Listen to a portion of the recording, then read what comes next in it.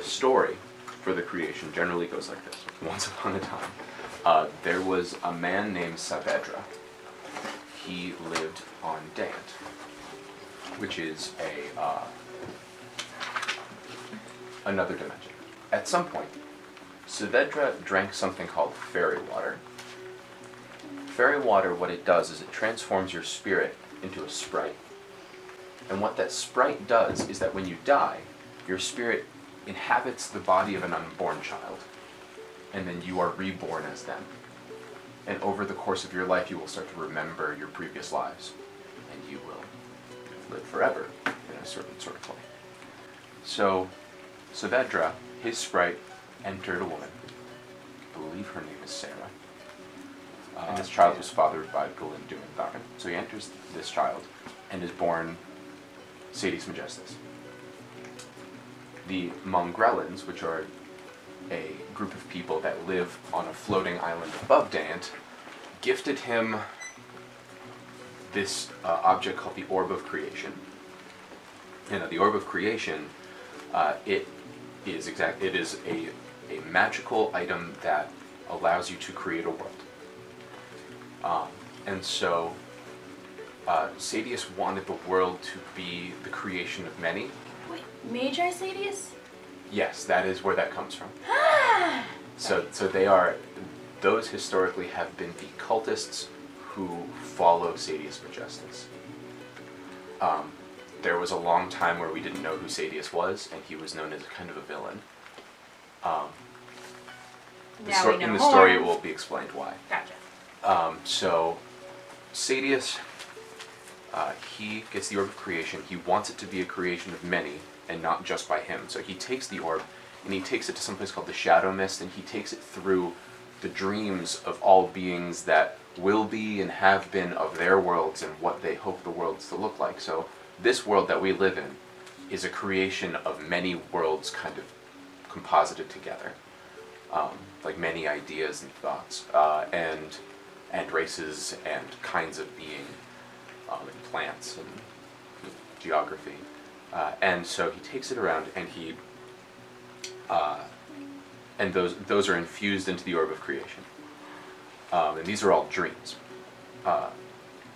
And forgive me the sequence of events, I don't know their exact order, but he also brings this orb to a place called the Bloodwaters. Now the Bloodwaters are, they are a group of pools of water that are attuned to different kinds of primal energies of the multiverse. What he did was he took the Orb of Creation and he dipped it in the different Bloodwaters to give the world its own essence and spirit and body and all those different things. The different Bloodwaters represent different aspects of the world. Like black is, the black Bloodwaters are like the physical and the known and whatnot, and the blue are the spirit, and the red are for magic, like essence.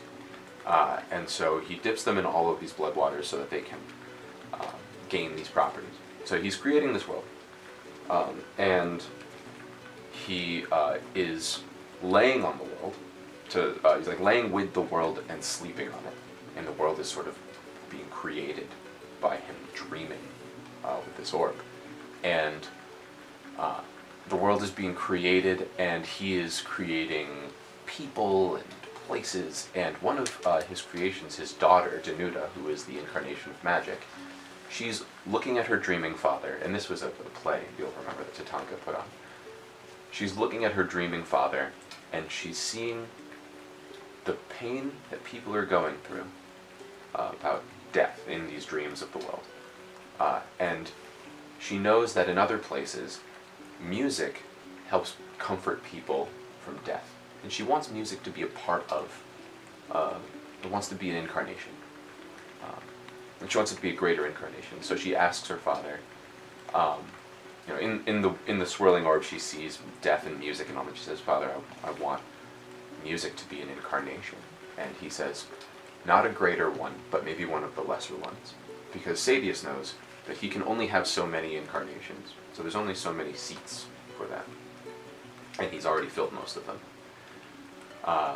So what happens is, she steals the Orb of Creation, and she doesn't know how the orb works precisely, but she makes something called a chrysalis, and in that chrysalis she takes the orb and the chrysalis through the shadow mist and gathers all of the music from all the different worlds, and it gets infused into the chrysalis, and from this a being is growing inside. So she takes this chrysalis and gives it to a woman who I think births Eander, the incarnation of music, who may no longer be the incarnation of music, but was the original. So the incarnation of music is born. Sadius is upset, but loves his daughter and says, I will allow this to exist, but because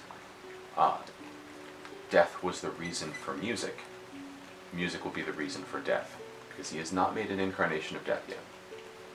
So what happens is, Eander's grandson is Vorkarion, who is the incarnation of death. Yeah. And he takes the seat of death. Okay, so Vorkarion is the name of death. Vorkarion is the name of death. Because there are not enough seats for incarnations, when dreams is made, there's no space for dream. So dream and death merge together into one being as one incarnation, the incarnation of repose. So now, Repose. death, yes, repose, meaning to rest. What happens is, now, Vorkarion and Lucidius, the incarnation of dreams, they exist as a liminal being. They are together one, as one incarnation. So you may meet Vorkarion and you may meet Lucidius, and they may seem distinct, but they are the same man, same being. So all of this happens, and as the world is about to be created and be finished, a being from outside of the dimension of Magesta shows up, Valarius. Valarius brings with him his armies and his 4 lieutenants and says, this is my world now. And he said, you can be part of this, you can serve me, or I can kill you and make this world miserable forever. Sadius, being young and not particularly powerful, submits, becomes one of his lieutenants, and serves him.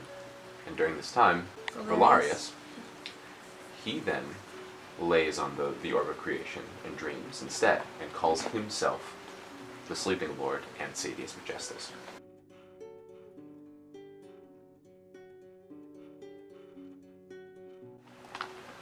So I have gathered these coffee grounds from the Giving Alchemists to the southwest of here. And what I've done so far is I've taken this, what is called a Chemex pot, and I have heated water and put in a paper filter and cleaned the paper filter with boiling water. What I do now is I put in these grounds at a sort of a semi-coarse grind, and I am going to take the boiling water in this gooseneck kettle, and I am going to do something called a bloom, which is where I pour directly into the center, and I saturate the grounds just a bit so that it will get everywhere and kind of prep it for me to actually do the pour. In this bloom, you usually let it go for about 30 seconds. But this is a little less precise. I don't have a scale or anything to check how much water I'm putting in or how much time. But I generally just check it to make sure that it looks saturated and that the grounds have kind of bubbled out and sort of, they look like they're breathing out a bit. So now that seems fine. So once I've done that, I pour it down the middle, and you pour it in kind of these concentric circles. And I don't want to overflow it or anything.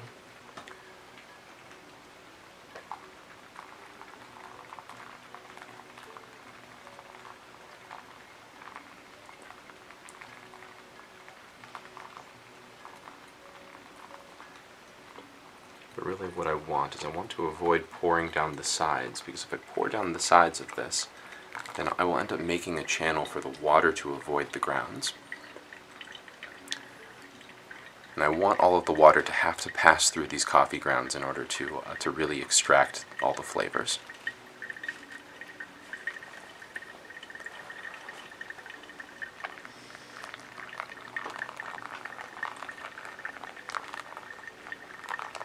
I've not done this in a long time, so I'm probably very rusty, but...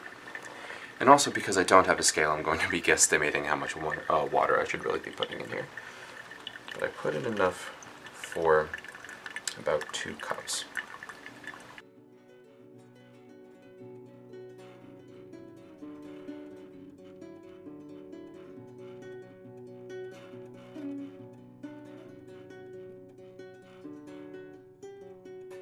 So this is the kind of thing I'm trying to avoid. I'm trying not to let it go down the sides.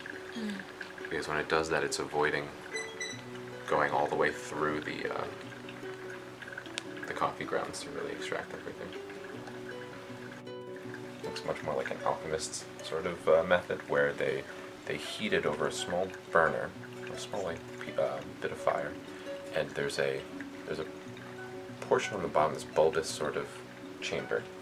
Not that great coffee. I will add cream and sugar because I like the taste of cream and sugar. But if it's good coffee, then I want to taste the coffee. Got a pour over recently, and it was like not very smooth at all. So this is coffee that is a natural processed coffee. You're going to get a lot more flavor regardless of what you do. You could make this horribly and it would still taste pretty decently. Somebody else. But a natural processed coffee, generally when people make coffee, does anyone want to try this? I don't usually like hot brews. When you usually make coffee, it's become more efficient to take the cherries that the beans are in and take water and blast it over it so that the cherry comes off and you're just left with the bean.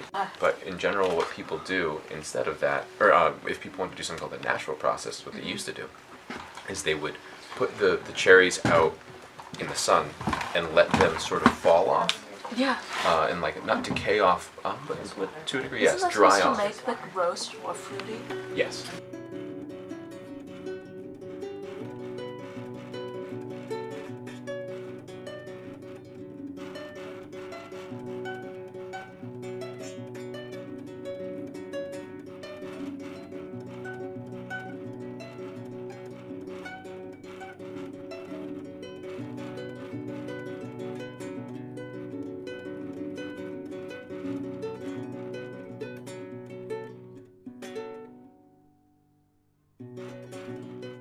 Plus, if you ever get a chance to maybe grace us with that pomegranate yeah. tea, I'd be very interested.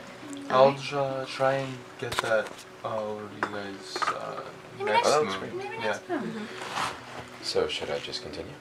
I left off with Valarius taking the seat of Sadius Lieutenant. and making him one of his lieutenants, and taking the name Sleeping Lord and Sadius Magestus. So Sadius Magestus, in this time when he took the role of Valarius's lieutenant, he changed his name to Kepis. Now you may hear stories about Kepis. He was horrifying, because he had to be. Of the 4 lieutenants of Valarius, each of them was given a task. It was that they gather energy for Valarius to create this perfect form for himself. Each lieutenant would gather a certain kind of energy. So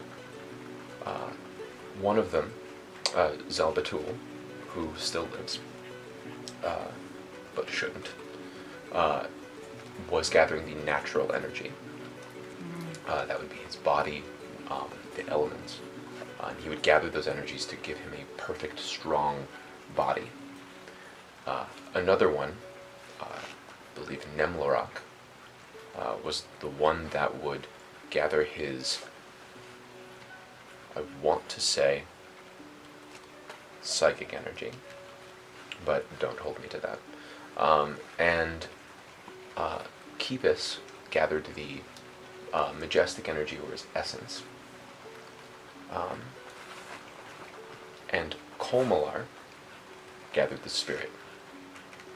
And the goal was that they would gather all of his energy, and eventually they would give it to the sleeping lord, so that he would awaken this powerful, all omniscient being, omnipotent being. So Kipis, gathering essence, had a sickle, and he would harvest from people, and he would kill and maim, and he would, all of the people that he created, he was forced to work for Valarius to gather up all this essence. And it hurt him. And when he would gather somebody's essence, their face would appear on his face. And he would have many, many, many little screaming faces all over him. He was bone white in skin. And they all were just screaming all over his face. Audibly? Yes. He was tortured with this. Poor soul. He is a very sensitive being who was hurt by this greatly.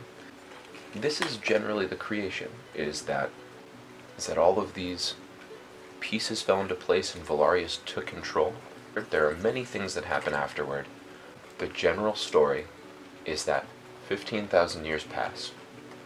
The people who live here in the town we live in, Elmerton, are a town of heroes, and they had been working and preparing to stop Valarius. And there's the Battle of Elmerton, where they fight him, and they're about to win.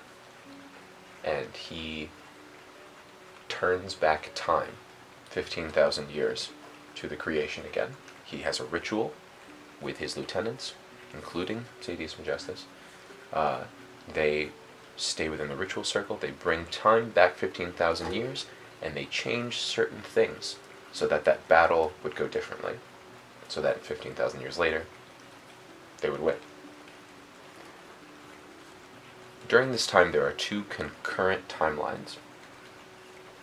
They both are happening at the same time, and sometimes things would hop over, back and forth.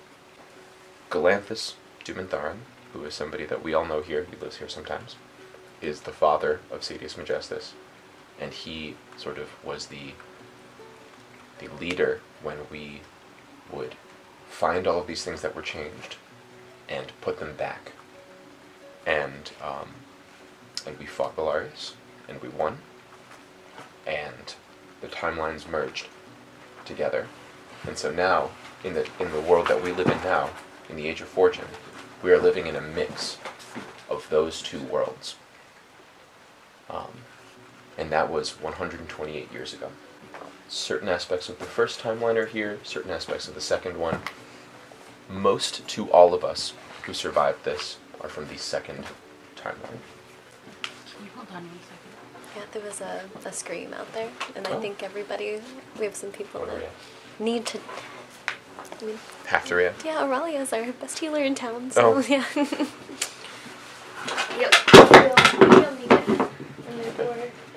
Absolutely excellent reflexes. I heard it too, and it sent Yeah. a chill down my spine, and I went, Yeah, I heard you're that. going to be needed. Remember where you left off?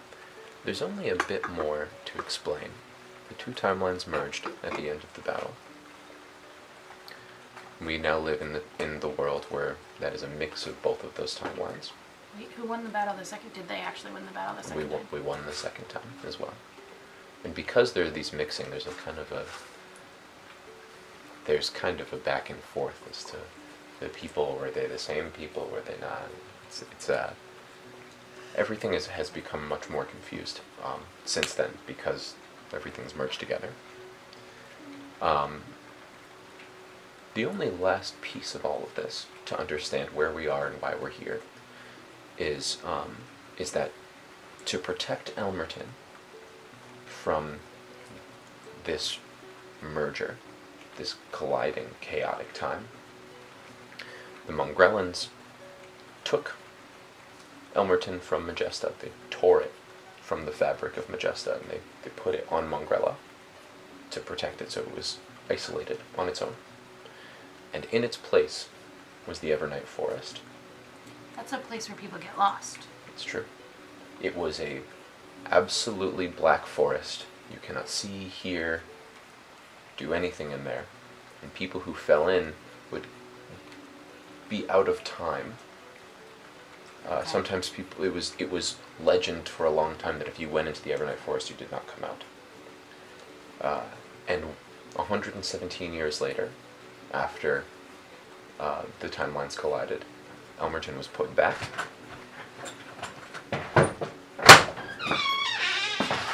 Inversion smouth creature thing. Okay. Dangerous coming towards this area. Oh. No, it's coming. Beldrake, this is our gig. Okay. Well, you'll have to finish it another time. There is only really one thing to say about it, which is just that when it came back, the people who were lost in the Evernight Forest started to come out and enter the town.